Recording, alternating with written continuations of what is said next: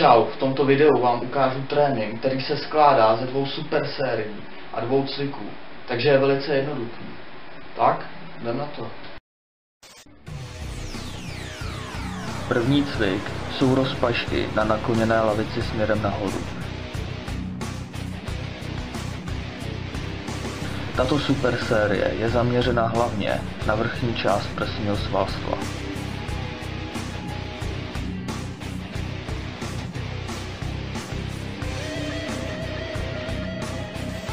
Jako druhý cvik jsou kliky s podepřenýma nohama. Na tento cvik jedeme i hned po první.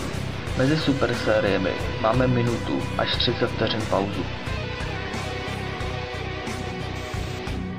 Další cvik jsou rozpašky, ale tentokrát na rovné lavici.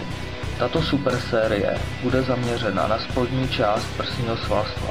Každou super sérii zopakujeme 3krát, co s nejvyšším počtem opakování.